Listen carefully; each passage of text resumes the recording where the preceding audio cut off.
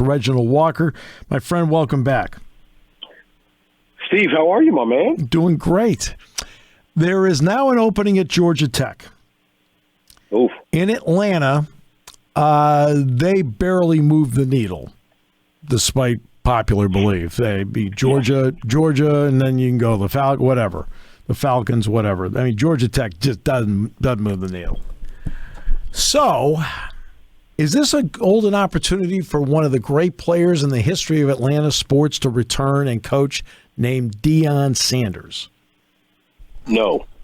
I think that's a bad fit. I don't think it makes sense for multiple reasons. Look, I think people don't really understand what's going on here, right? We're now in the era of apparel deals and flashy things. And until about 6 years ago, they were still running around with Russell Athletic jerseys on, okay? Yep. And most people would laugh and say that's no big deal. I'm telling you right now, to an 18 to 22-year-old kid, that's a big deal. Yep. And by the way, if you don't have Nike or Jordan, you better be a Notre Dame or a Texas. Not that Texas is in that situation, but Notre Dame, we know, obviously, they are not a Nike program. But it's Notre Dame. So the Adidas thing, it doesn't matter. Right, Georgia Tech is now with Adidas, but that's a factor. To your point, the needle is not being moved in Atlanta at all. Another point of contention there that people, I think, don't realize. They look at it and they go, well, it's a very fertile recruiting ground.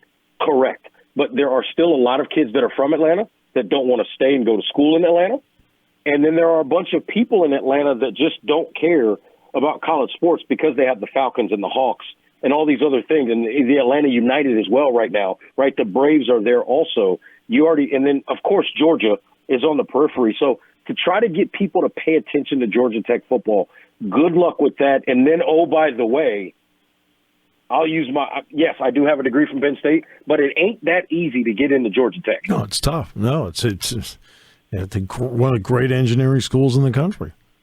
There's no question. A gorgeous campus. I've done many basketball games there in my career. But, I mean, this idea, they're in Atlanta. That's why, the Big Ten should expand there. Get Georgia Tech. To do what? Here's what. To do what? The needle doesn't move. It doesn't move. And Steve, let me pile on even further. And I know this is a little bit of a different sort of example. Kennesaw State and Brian Bohannon, that's a program that's not even 15 years old. Right. They've done nothing but win 10 games in Kennesaw, which is right outside of Atlanta. Yep. And when they're 9-1 and beating people, and granted they were playing an option, they run the option as well. They can't get 5,000 people to show up. Right. And they've got 30,000, like something like 20 or 30,000 students. They don't care in Atlanta. No. It's a University of Georgia city. Yep. Falcons are probably second. Then you start talking about the Braves and others. I mean, you're way down the line.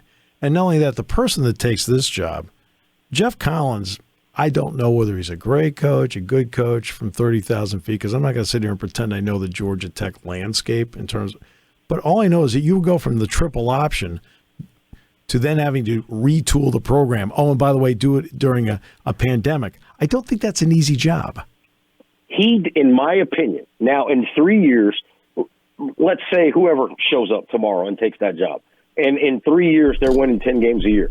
I don't think people understand Jeff Collins did the hardest part of that job, which is being right after the guy that ran the option, because he had to turn over the roster. You look at Sims at quarterback. I think that's a high-level player. That's a guy that, if coached right over the next year or two, can play in the National Football League. He's going to need some development, but he's got a lot of talent. Jeff Collins did some really good things there, but that job is not as easy as people think, and you can't just go snatch guys out of the transfer portal and bring them to Georgia Tech, because as we talked about, it's not that easy to get in there. And not only that, but I mean, people think, well, because it is an economic center of the South, and it is. And NIL is great there, and that's not the case. Okay, they don't have great NIL deals down there. They just don't. I mean, it doesn't relate to the young people that are going there. Any business in Atlanta is doing a deal with the guy that plays for the Falcons or the Hawks or the Braves or the Atlanta United. They're doing a deal with anybody but Georgia Tech football. Right. And people don't realize that. I think people make assumptions, and they don't understand the reality on the ground. They better figure it out. Well, I mean, at Georgia Tech, they're trying to figure it out. But I'm talking about the average fan, like, oh, hey, expand, go to Atlanta. To do what? No, that's not. It's not going to happen. Come on. Georgia Tech is not getting any extra eyeballs on television sets. No. That's what all of this expansion's about at the end of the day anyway. Exactly. It's about brands, right? That's what it comes down to. College sports is about brands, about the front of the jersey, and then we could talk about the back of the jersey later. I mean, you know down there, what's the brand of North Carolina and Duke basketball down there? Come on. That's it. Steve, I made the joke. I went to a local establishment on the first Saturday of the season. Now, granted, I had a game on Thursday night and Friday night, so it allowed me to do that. Yeah. So I walked into an establishment on Saturday. ECU was playing NC State. North Carolina's playing App. And mind you, this is an ECU team that everybody said, oh, State's going to lose that game. They're going to get upset in that game. And everybody's going, oh, hey, App is right for getting North Carolina. I walk into a local establishment, and there are like 7 people in the place at noon when both of those games are kicking off. Yeah. Those people in this city do not care. You can go watch a Duke-Carolina basketball game in the middle of February, and you can't walk in the local establishment. And I'm not talking about from the parking lot. I'm talking about from the main street to get in the parking lot. I mean, it's the way it is. I do have to ask you about NC State football. Got a big game with Clemson this week. Yes. Interesting game. So what's your thought? NC State's ranked 10th. They haven't won the ACC title, I believe, since '79, which, by the way, Penn State on a Herb Menhart field goal beat them down there from 54. It's a great call by Fran, by the way. Fran Fisher made an awesome call in that play. But what kind of shot do you give them in this game, considering how Clemson is playing, how DJ's played to this point? I think NC State has more than a puncher's chance in this game, and I think the reason why is because Devin Leary doesn't generally make mistakes with the football. I give him credit. He is a good quarterback. Leary is a very good quarterback. He's a good quarterback, but what I love about NC State in this game, because what I think it's going to come down to, Steve, there's going to be some third down situations where DJ's going to look to throw the football, and he's going to have to take off and run. Because it's not going to be there. And these 3 linebackers, Drake Thomas, Peyton Wilson, and Jalen Scott, those 3 guys, I think, have the ability to be able to account for DJ if he does need to take off or if he does decide to take off. And I think that's going to be the key in this game. Now, if Clemson starts going 5 wide receivers, Dave Doran's going to have to make a decision. But I think as long as 2 of those 3 linebackers is always on the field, they've got somebody with those guys, that their level of experience, their athleticism, they've got somebody that can account for DJ if he has to take off when guys are not open. I think that's going to be the key to this game. If they can control DJ from converting, 4 or 5 first downs with his feet on third down situations and make that number more like 1 or 2 or less, then I think NC State can find a way to win this game. If DJ's making all the throws and then all of a sudden he starts running around as well, because I think his level of confidence is way up right now, obviously with the last few games, that's going to be key. It seems, and I can tell you this from being down here, the weather seems to be improving in terms of the prognosis of the weather, so it may not be as bad. And when I looked, and Clemson's about 2 hours southwest of me, and west being the key point in that, because if you're going west, you're not going to get as much of this hurricane remnants weather. And then, again, they're a little bit further south, so by Saturday night, it may have pulled out of that area altogether.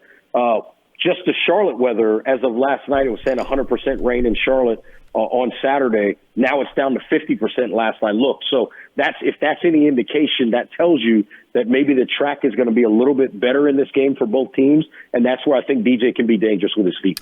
Dangerous with his feet. I mean, it seems that there are moments now where he knows what he wants to do when he gets the ball in terms of throwing it, but he still has those moments where he hesitates slightly, and that's where it costs him. Is that fair? That's 1,000% correct. And I think, and I've always said, you've heard me say this 1,000 times, if you're thinking, you're not playing good football. It's just that simple. That's what practice is for thinking. That's what practice is for thinking. The game is not. That's exactly right. And I think DJ is, what I'm seeing from DJ is every game this year, you see him thinking less and less and less. And that's why I think it was so important the way that they were able to survive that overtime game, because I think that gave him more confidence that he can make some plays. My friend, always a pleasure. I know we're going to have you on weekly. It's great for us, and we appreciate you very much. Absolutely, anytime. And I tell you what, one of the things you and I talked about was finding out who those running backs, who that main bell cow running back's going to be. It looks like Nick and Kaytron are fighting for it, but that's good because one guy can have a good game one week and the other guy can go the next week. So I like where Penn State's going in that running game. And they're a little different in style. You're not talking about the same guy, and that part I really like. So absolutely correct. My friend, thank you. We'll talk next week. Thank you, sir. Talk to you next week.